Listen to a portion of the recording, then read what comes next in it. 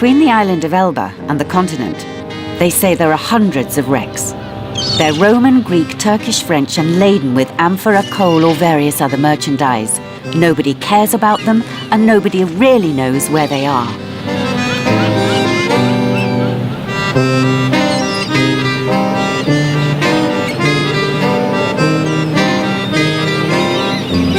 And yet at the south of the island, there's a place that everybody talks about. It's over there, to the south of Capo Calvo, in the distance, but barely a few miles. In fact, it's right here.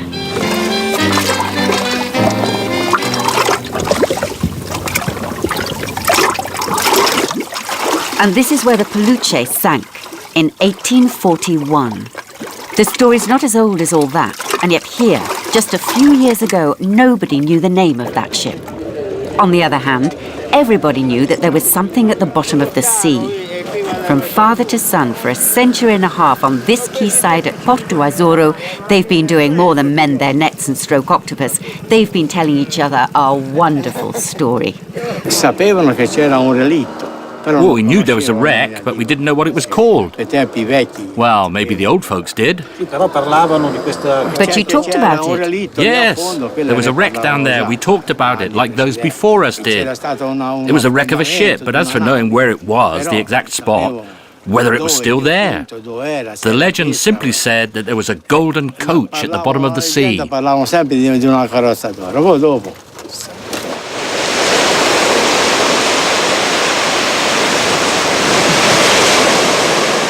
A golden coach, a few meters below the sea, in these crystal clear waters of the Piombino Channel, and nobody had taken a look? Are these Italians crazy? Of course not. It's what's known as a legend, a story that's too beautiful to be really believed. In any case, all there was on the island was this rumor that grandmothers related to their grandchildren, nothing more. Not a trace of all that. Even in the island's archives, where everything had been preserved since Elba was French under Napoleon. This is an original drawing from the end of the 18th century, beginning of the 19th. Here we have Capo Calvo. In this Longone area, they spoke of a legend, of a ship laden with enormous riches. But nobody knew anything more precise than that. There might even be some files in our archives that talk about it, but up till now we haven't found anything. We don't really know all the maps that we have in our archives.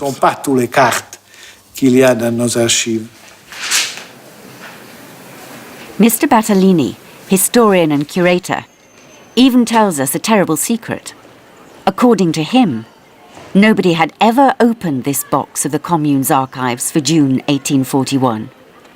And yet it might contain all the details of the incident that occurred on the night of June the 17th, out there, off Capo Calvo.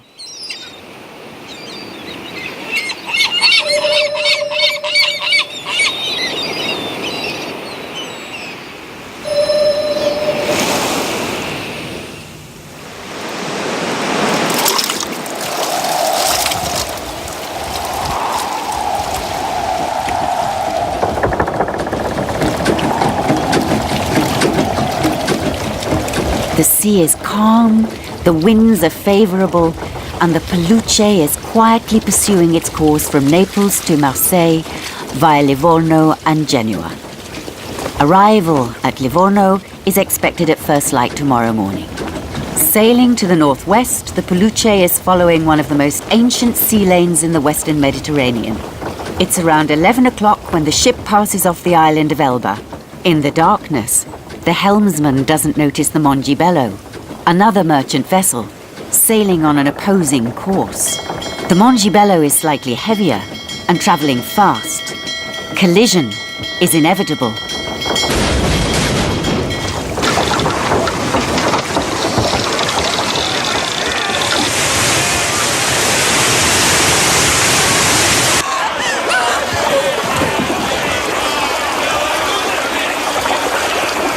hold on the port side, the Polluce will sink within a few minutes. Despite the panic, the crew and 48 passengers are taken aboard the Mongibello. Only one fails to report. Among the prestigious passengers are a Russian countess, a Neapolitan duchess, and a captain of the Tsar's army, carrying respectively 50,000, 30,000 and 20,000 gold francs, as well as numerous jewels. At that precise moment, nobody really knew it, but it was a veritable treasure trove that sank into the cold darkness. Apart from personal effects, the holds held bags containing thousands of gold and silver pieces destined for the merchants of Livorno. As for Madame de la Rocca, she was travelling with her carriages, and in particular a magnificent horse-drawn vehicle, a sort of coach made of wood, which legend soon turned to gold.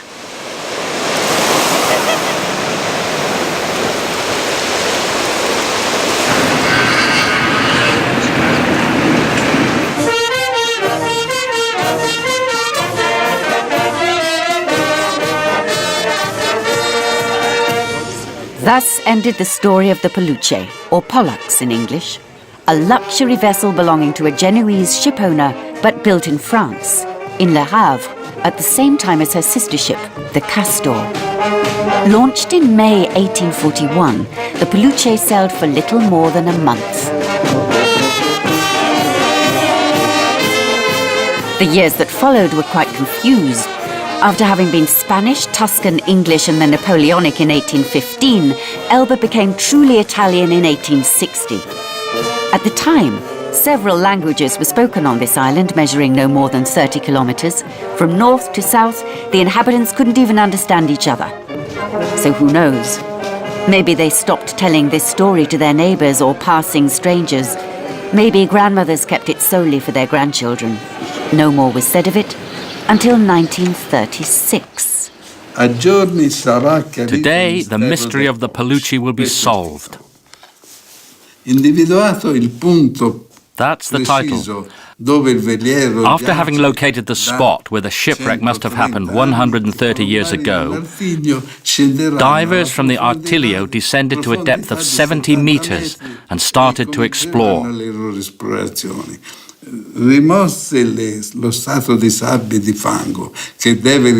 When he wrote these words, Leonida Foresi was only 20 years old. He was then a young reporter on the Popolano, the island's former paper. The Sarima, the largest underwater contractor in the world, arrived in Porto Azzurro and started to look for the Polluce, which everybody here had forgotten. They talked about it all over Europe, in all the newspapers, because this search was being carried out by the famous divers from the Artiglio, who had already achieved some remarkable things. Well, in Egypt, for example, on a famous wreck laden with gold bars.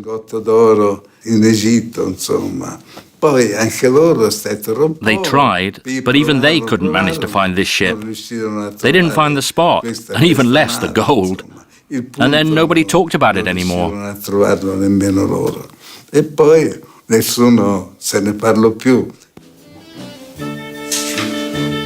The famous Palambari, the heavy-booted divers from Sarima, dived for 10 days in January 1936. Rough seas and some technical problems forced them to give up. Lacking any precise information on the collision, the wreck could not even be located. And this time it really was the end. The Polluce was to be added to the long list of lost ships.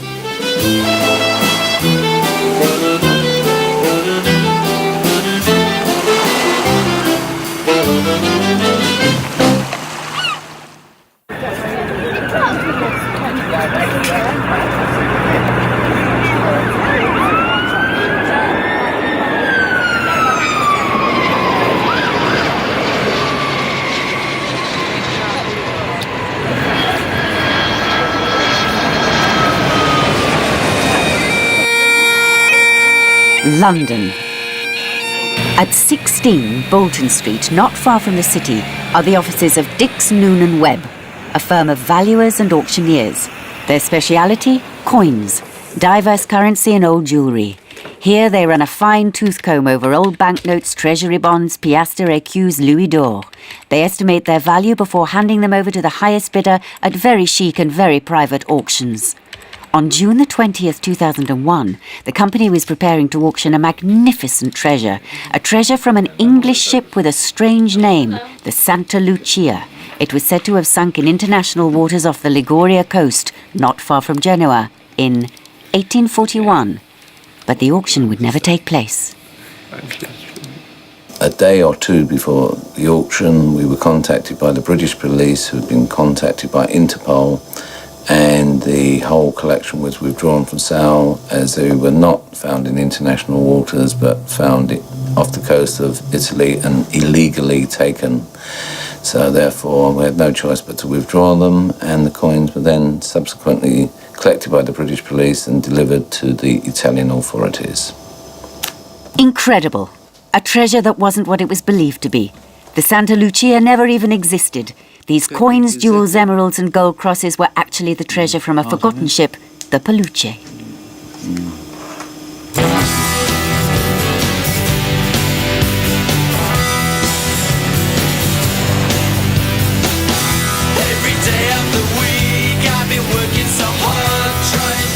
The commissioners of the auction, the owners of the treasure, were four friends, natives of the county of Norfolk.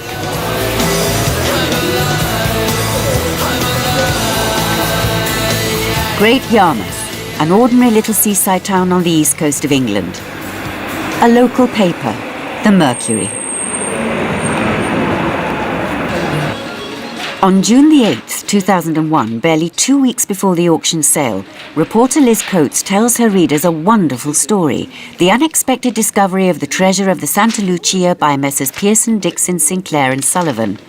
The story gets double pages and our heroes are all smiles. 88 to 91 FM. Now at 7:30, a look at the BBC News headlines. I went to interview Nicholas Pearson on a building site because he was renovating some property there, and he told me his amazing story about how him and some family and some friends had been searching the oceans for this wreck. They were looking for tin, but the amazing thing was that they stumbled upon this other wreck that was full of gold coins and jewels and just beautiful, exquisite objects. But the way he put it to me was that he was disappointed with this haul, lovely though it was, because he was actually after tin. Signals his innocence. Millions of A real fairy tale, but above all, a tissue of lies. The treasure that was discovered was not discovered by accident, and it was a treasure from the Polluce. The day after the auction was cancelled, the English accomplices were well and truly arrested by Scotland Yard on this warrant from the Italian police.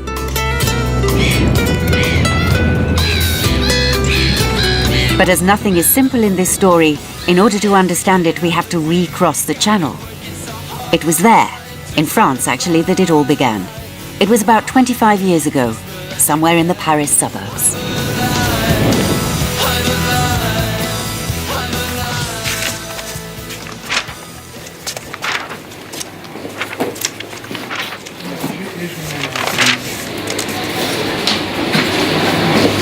His name is Pascal Keinec. He was born and grew up here just outside Paris. At the age of 15, he discovered scuba diving in his local pool. Several times a week, along with his buddies, he would take the plunge to clear his head. And then... One evening after the pool, we go to eat a pizza with the boys. And then I found myself next to a professional diver who suggested going far, far away. Just like that. I didn't even know where it was. To go to the island of Mauritius. I was 19 and I said to myself, what am I going to do? Do I go off on an adventure or do I stay at university? Well, I went and I spent 3 months in Mauritius. We worked on 2 wrecks, 2 very beautiful wrecks. And well then, that makes, I'll be 47 in a couple of days, and I've never stopped. It's as if I'd been injected with the wreck hunting virus.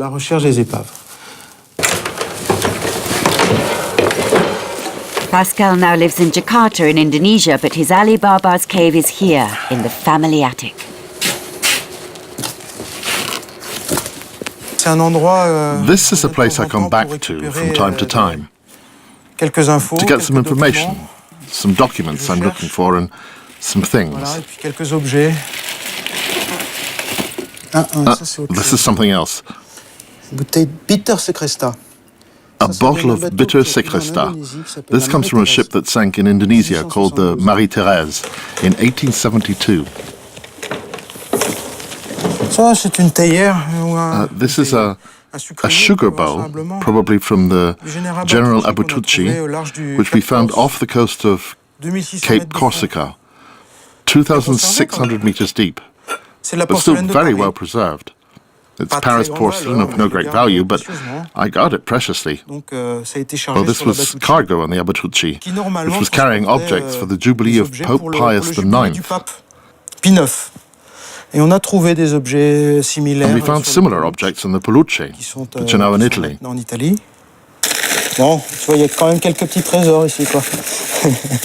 But there are still some small treasures here, treasures in the attic, as we say.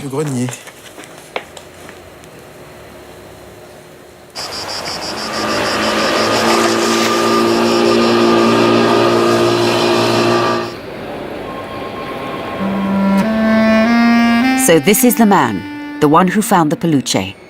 A hunter of archives, Pascal spent years rummaging in boxes and the records of maritime companies, museums, insurance companies, harbour masters' offices, libraries all over Europe.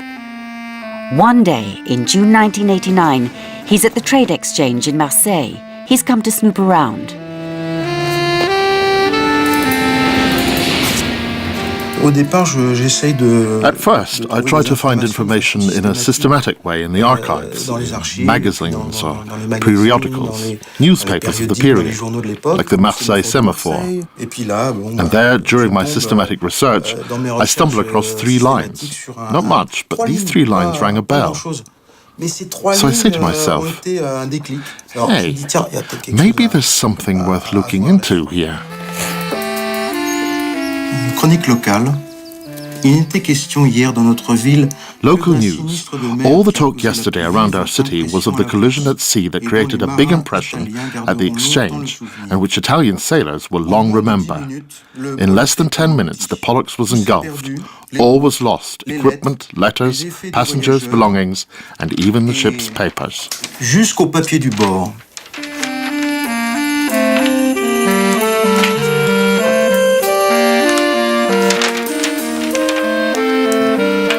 At first, you have 3 lines, and then, several days later, they give the real report of the sinking. On certain ships, you don't find a thing, but on the Polluce, I found so much that it was fantastic. It made me want to go on. Now, finding out information and creating a complete file so as to go to the site and find the ship, that takes months, even years of work. A short article unearthed in the Marseille Semaphore that takes him on an incredible adventure. After 3 more years of research in France and in Italy, Pascal managed to discover with certainty the ship's location and, above all, its bill of lading, its cargo. He knows everything about the Countess von Uxhill's jewels or the Duchess de la Rocca's emeralds. It remains to verify that the wreck really is where he thinks it is. So he goes to see one of the world's greatest diving experts, not far from there, in one of the little inlets in the Marseille harbour. Un beau canon.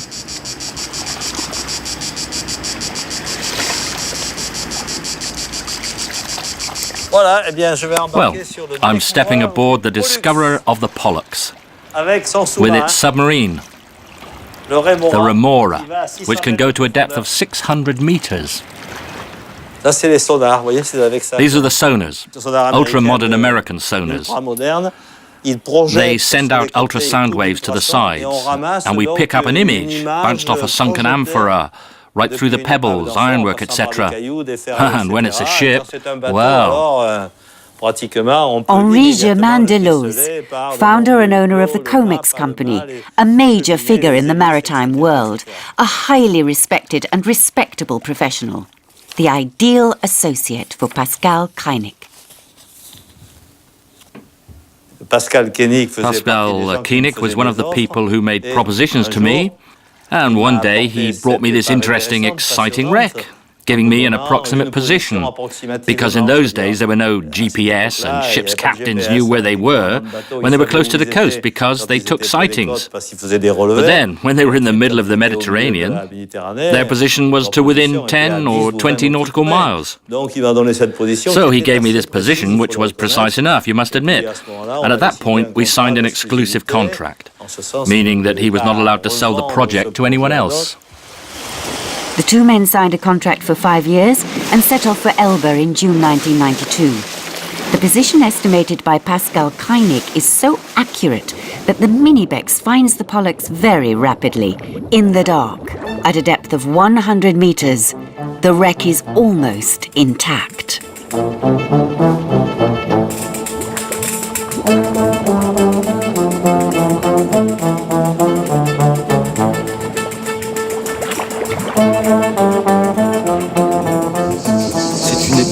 All the same, it was a wreck that was 100 meters deep. It wasn't obvious. We're 3 miles away from the coast. We don't know what we're going to find. Even if we do have a very fine archive file, we have lots of things, we have precise information on the location, but we still don't know what's going to happen. And then we find it. We find it very quickly, within an hour.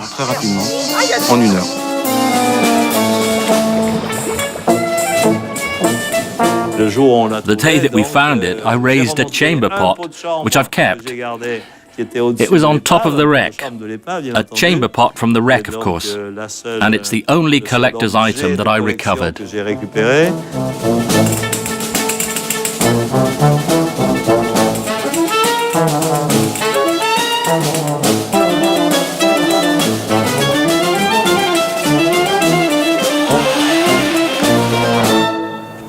Well done. A wonderful success.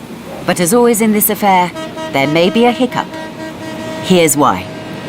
When they arrived in the area, Mr. Deleuze informs the Italian authorities. That's the procedure, and he's very clear on this point. I went and introduced myself to the head of the Italian Navy in Portoferraio, and I said, here I am, I've come to work in your waters. Of course, if I find something, I don't touch a thing, and I bring it to you, because I know that it's an historic wreck in Italian national waters. I won't be raising a thing without informing you. Yes, but then Henri Deleuze does not mention the ship that he's come for. Neither, a few days later, does he declare that he's found it. In his preliminary requests and in his report, he mentions the name of another ship, the Aventin, which has the advantage of having sunk in the area, but above all, of being French. I think I found the Aventin within the authorized area, but it's covered with trawls and nets, etc., etc. And Mr. Deleuze says nothing about the Polluce, and even less about its treasure. The Aventin was an imperial mailboat, a French ship. He preferred to declare the Aventin because he didn't want to draw attention to the fact that we may have found the Polluce, an Italian ship. And nothing said at all about the treasure. I believe that Deleuze speaks above all about the Aventin as a French ship, a ship that sank around the same period, so it's for research. We found this ship. Prudence, calculation. So what can happen now that the wreck really has been found, but officially still doesn't exist? Nothing. The years go by. Keinig and Deleuze exchange a few further extremely polite letters. In November '93, the head of COMEX talks of the possibility of an Isle of Elba operation for the following spring, and then nothing more. Meanwhile, Pascal Keinig is getting impatient. When the 5 years are up, he changes strategy. The years go by, I don't really get any news to say whether we can do the wreck or not. So I decide to suggest it to some other people I meet, in particular this group of Englishmen, who seem prepared to do something in the Mediterranean. So here we are at last. Here are those infamous Englishmen led by Nicholas Pearson and David Dixon. Pascal Keinig meets them in Indonesia in 1998. He tells them about the Polluce, and then it all goes very fast. A treasure, just imagine. It's a great deal, but it's not simple. The wreck is several hundred meters from the coast and 100 meters deep. There's no question of just going and diving for an hour or two and making off with the treasure. To find the treasure and get it out of the water, you need weeks. But impossible is not an English word.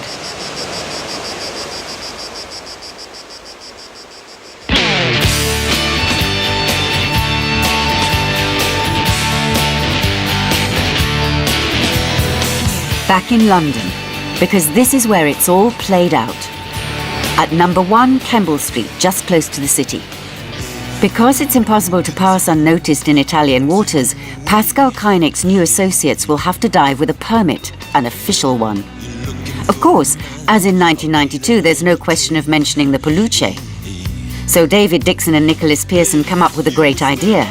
They come here, to the office of the Treasury Solicitor. This body is a typically English institution that on behalf of the Crown manages all property in escheat, without heir, abandoned or lost, such as shipwrecks. All this belongs to the Crown, and the Crown can entrust its management to individuals or to private companies. More than 400 lawyers work here, watching over this heritage. So the two accomplices ask for a permit to recover the cargo of a ship called the Glen Logan. This ship sank in 1916 with a cargo of tin. A tiny detail, it sank near the island of Stromboli in Sicily, 700 kilometers from the island of Elba. But it works. Initially, the two men sign this contract with the Crown's lawyers. It gives them the right to search for and raise the rich cargo of the Glen Logan in exchange for 3,000 sterling and 15% of the profits.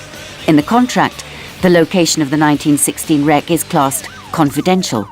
Very practical for the next part of the plan. From London, the two accomplices head for Florence. They go to see the British consul, and he, having seen the documents they provide, decides to support their request. It being known that the vessel Glen Logan, under the British flag, sank in the waters of the island of Elba, etc., etc. False, super false. The consul, one Ralph J. Griffiths, was clearly neither an historian nor a geographer. He was above all not very scrupulous. This consular request will doubtless impress the Italian authorities, who will also show signs of the greatest carelessness. The Glen Logan is not in the place indicated, but who cares? The Ministry of Culture, those responsible for marine archaeology, the Coast Guards, will all stamp this most bizarre request. And the English pirates will be able to charter an ocean-going tug in Genoa and set sail for Elba.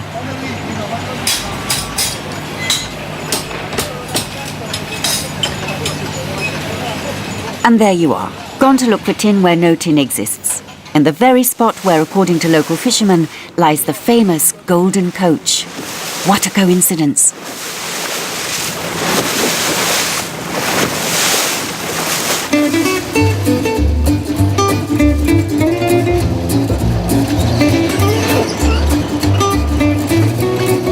The little band of outlaws consists of around 20, treasure hunters and members of the crew. As agreed, they report to the harbour master's office in Porto Ferraio, and then they are left alone.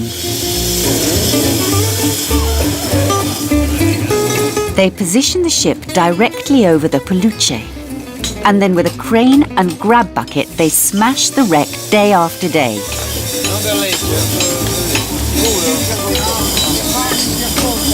On deck, they're busy washing the tons of mud, iron and wood that the bucket brings up. A week passes. Still no sign of any treasure. And then...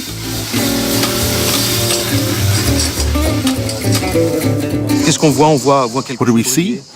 We see something shining, and then we all gape and we throw ourselves onto the 500 kilos of mud on board, and we see a tiny speck shining. We hurl ourselves on it. I think we were covered in mud from head to foot, and sure enough, there was our first gold coin.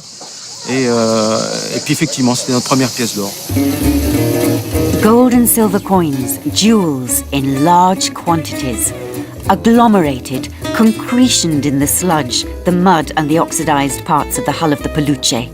Day and night, the hall is increasingly beautiful.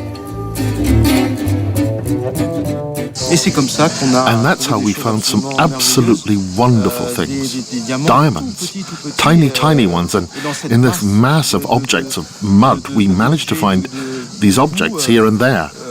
The treasure's there. Ces petits objets, là, le trésor est là.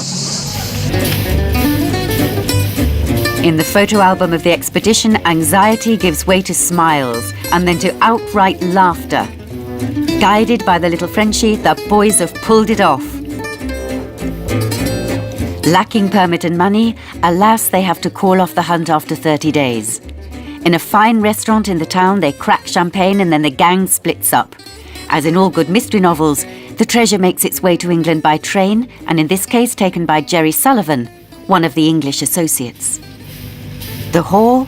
331 gold coins, 2,043 silver coins, a large quantity of jewels, chains, gold medallions, and a magnificent brooch set with 48 emeralds. Is that the whole treasure from the Polluce? Of the team, only Pascal knows, and according to him, they're a long way off the total. When we stopped working on the boat, I estimate that we found maybe 10% of the treasure. I imagine that there's much more, a lot more things. The treasure is sufficiently large for the backers to get back their investment and make a considerable profit.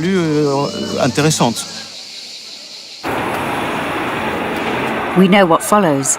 The accomplices take the treasure back to England, they have it cleaned and valued. However, 18 months later, the British police arrest everyone the day before the auction. So who was it that turned them into Interpol? The reason that they discovered that the coins were stolen, that a member of the salvage team who had been excluded from the pot, so to speak, had turned evidence to the Italian authorities, and therefore they then contacted the police, and that's why they were withdrawn. One of the gang was left out. Over in Italy, it's action stations. The anonymous phone call takes investigators by surprise. Yes, some Englishmen did come to dive off the coast of Elba in January 2000, but nothing seemed out of order. In Florence, it's the division responsible for the traffic in works of art that is put in charge of the investigation. On the spot, Carabiniere Luca Sasdelli. A questo punto noi abbiamo fatto. We carried out an investigation with the help of our team of police divers based in Genoa.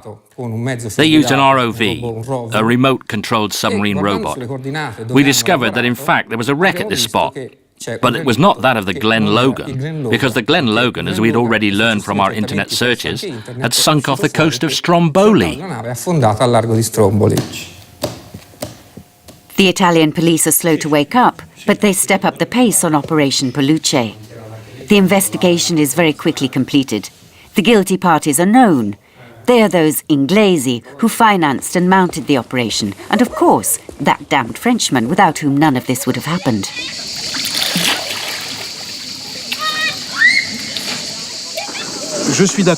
I agree. The method of working, which was industrial, wasn't very orthodox. If I can put it that way, and unfortunately, that's the way it was done. I can't turn the clock back.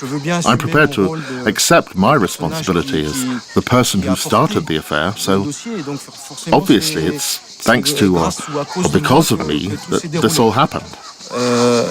Now, nobody had heard a word about the Polluce for many years. The case was completely forgotten.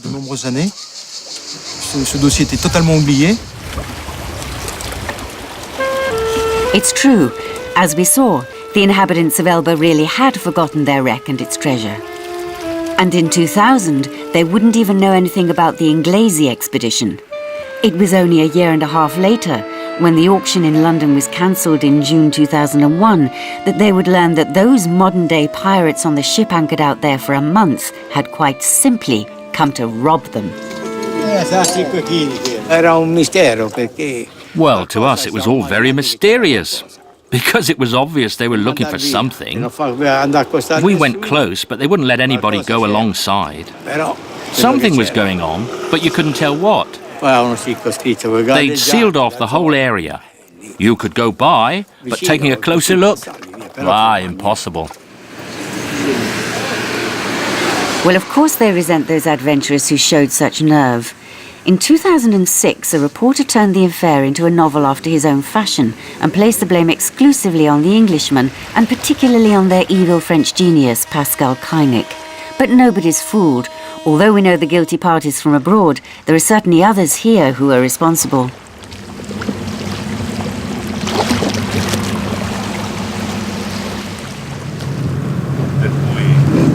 Sulla storia è importante, questo. Infatti, Carlo Benza is one of the harshest critics among local politicians.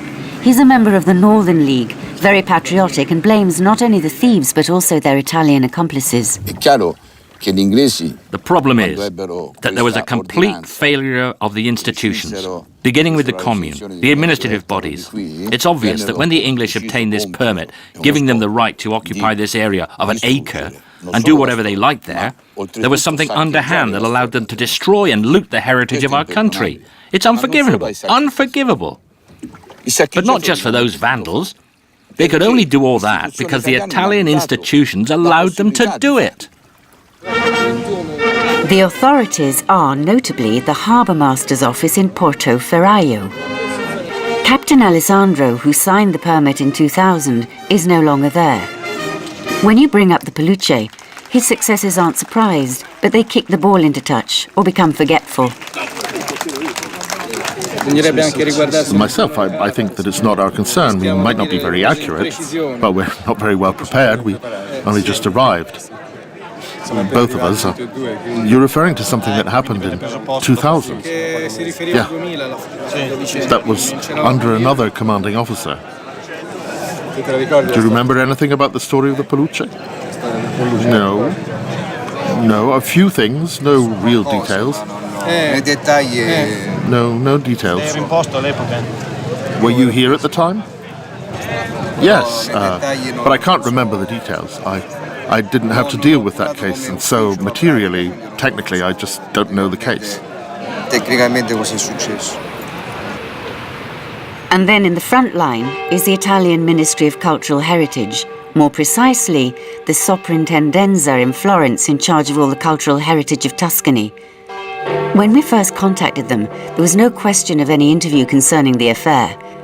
And then Dr. Pamela Gambogi changed her mind and offered to meet us. At the same time, we could also see the treasure from the Polluce, which is housed here.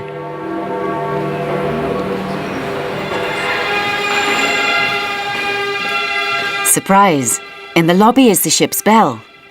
Cast in Le Havre in 1839, raised in 2000, it was presented to Pascal Koenig by his English associates.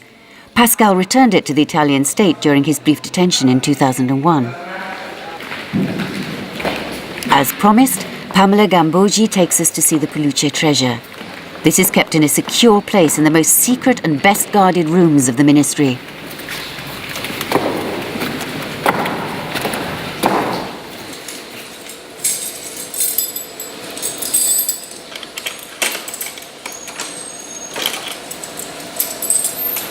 In the centre of the building is a maze of closed rooms, barred to visitors, windowless or kept dim. This, she tells us, is the Sancta Sanctorum, the Holy of Holies.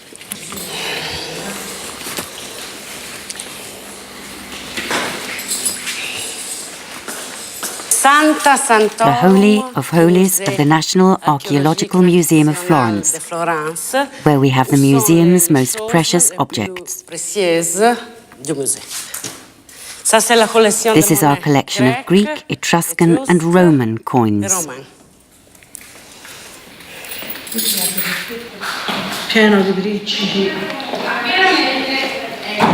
Behind these bars, in a totally secure room, are the rarest objects, in particular the coinage and jewels raised from the wreck of the Polluce.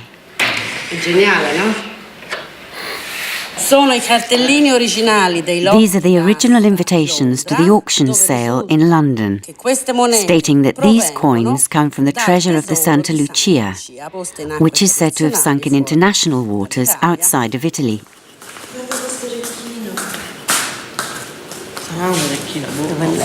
Aspetta, un momento, dobbiamo fare un po' di... Madonna, com'è questa? Jewels of gold, emeralds, some set with diamonds, and all of the finest workmanship. The jewels belonging to the Countess von Uxel and the Duchess della Rocca were truly exceptional. And then, amidst this sea of objects spread before us, an object of no great apparent value but very original and extremely rare.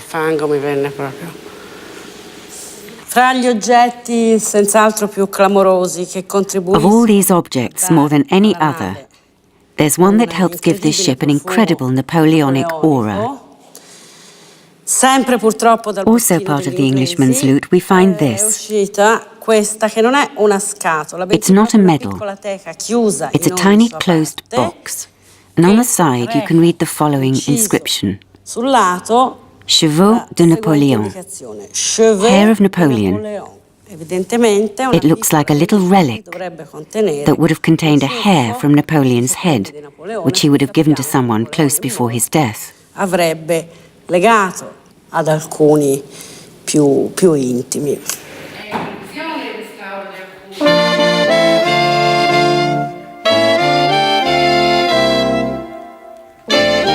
So what happened? How could foreigners loot this wreck right under everybody's nose? What didn't work? There are many questions, and the woman responsible for Tuscany's underwater archaeology collection doesn't duck them. First, did the English really return everything that they'd taken?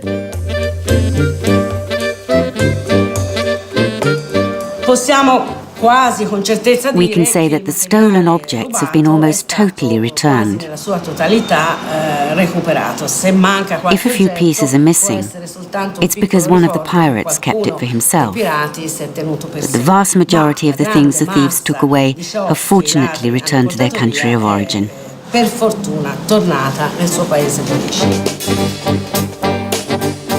Second, why didn't they know here that the Polluce was in the very spot where the Englishmen worked for a month? Cacciatori di reliti, wreck hunters, like Pascal Koenig, are always working in the archives. They search through the papers and they find wrecks. Then they search in the sea. They have clues. For example, 4 miles off the coast of Porto Azzurro, they do their research. No, I can't do that sort of thing.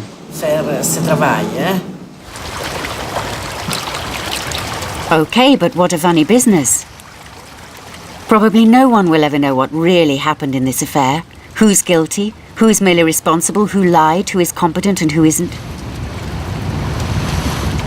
As a consequence of the English adventure in 2000, Italy has rediscovered the Polluce and its treasure. An association was founded for the purpose of recovering the wreck. In 2005, under the aegis of the Ministry of Cultural Heritage, this association carried out a new dive on the Polluce.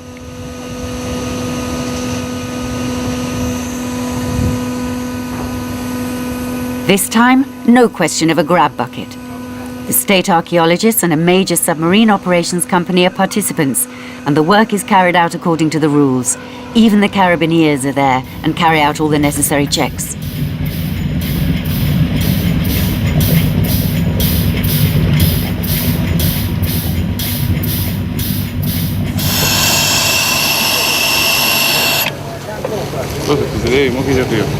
Mo mi devo sedere sul rogo.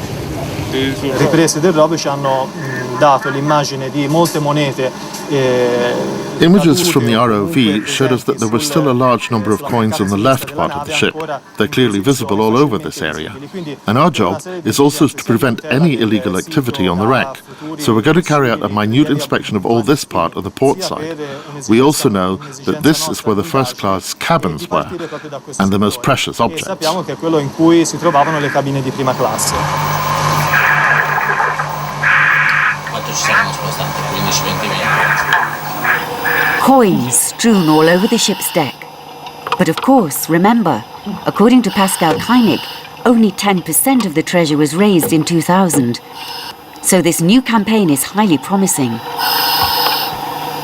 For 2 weeks, 4 divers stationed 100 meters below the sea in this specially adapted hyperbaric chamber are able to best explore the remains of the wreck. 165 years after the sinking, this is the first time that anyone has boarded the Polluce.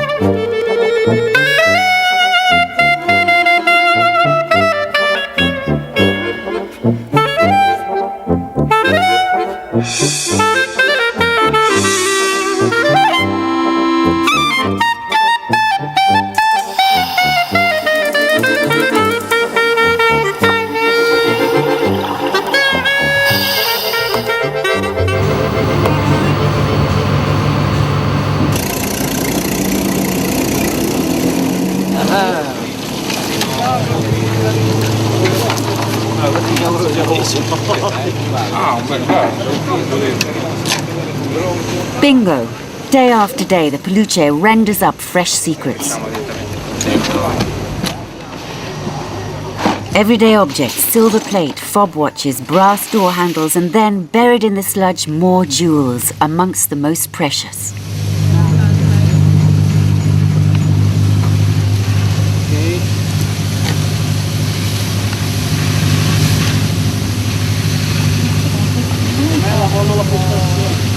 Uno, due, tre, li metto via. Aspetta. Mauro, dai, posso chiudere? Guarda che metti As they expected, the divers found thousands of coins on the port side of the vessel. Gold Napoleons, Spanish colonnates, and many other European currencies, some of them very rare. In all, there are 8,000 silver coins as against a little over 2,000 found by the Inglesi 5 years earlier.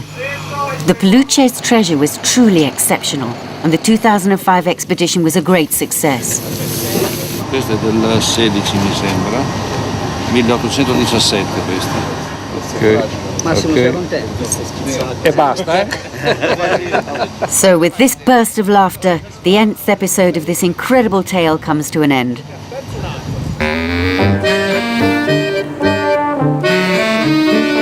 And yet, was this really the end of the saga of the Polluce? No, certainly not. Justice has yet to have its say. In 2001, after the cancellation of the auction, the Englishmen were arrested and then released. As for Pascal Keinig, he answered questions from the French police before returning quietly to Indonesia. However, the Italian government began legal proceedings. A trial was announced, then postponed, once, twice. Finally, on April the 22nd, 2008, eventually the trial does take place, in this little courthouse in Porto Ferraio. There are less than a dozen people present, and the accused are not there. No Pascal Keinig, no David Dixon, no Jerry Sullivan, Nicholas Pearson, or George Sinclair. And nobody here seems to be concerned. Avevano il dovere di sospettare che là sotto non ci fosse il Glenlogan, ma ci fosse un'imbarcazione diversa. Lawyers say their piece, accused not present, a judge who's not interested. In short, a parody of justice. The proceedings last a mere hour and a half in total. And of course, the verdict is in keeping with this farce. By virtue of Article 531 of the Penal Code, the court declares that the charges brought against the following persons, Sinclair George, Dixon David James, Pearson Nicholas, and Keinig Pascal, are subject to the statute of limitations. Incredible! All the charges brought against the accused are dropped, and their Italian accomplices are acquitted. Article 300 fixes the time in which charges must be brought at 7.5 years.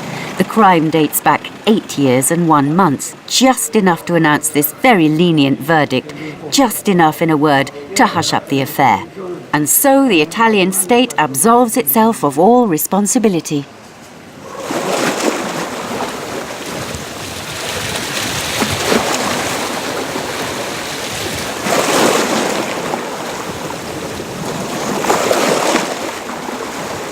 Of all the players in this spaghetti mystery story, only one was prepared to admit his wrongdoings on camera. Pascal Kainik has lived in Indonesia for 15 years, still pursuing his dreams. Treasure or not, he says, he would be unable to do anything else. His playground is now the northern point of Bangka Island, close to the Gaspard Strait, on one of the oldest maritime routes in the world. After long consideration, his English accomplices refused to give us an interview.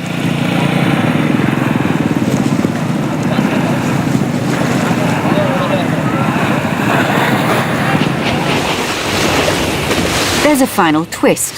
In July 2008, 2 months after the trial, the Italian Ministry of Cultural Heritage decides to carry out one last reconnaissance on the wreck of the Polluce. And surprise, we're invited along. The affair is now over. So the ministry probably consider that the reporters have nothing more to discover. They probably think that there's nothing left in the sludge that covers the wreck. We're aboard the Anteo, support ship to the Italian submersibles. Aboard are marine commandos and divers who specialize in extreme depths.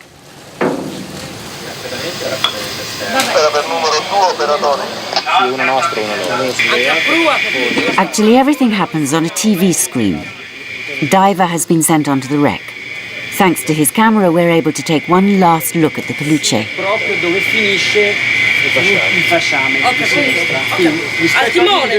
Surprise! Within the first minutes of exploration, the camera lens picks up more coins scattered over the ship's deck. That's no surprise. Remember, during previous dives, they brought up a chamber pot, jewels, emeralds, and especially a total of 15,000 gold and silver coins. However, they say that there are nearly 70,000 coins on the bottom.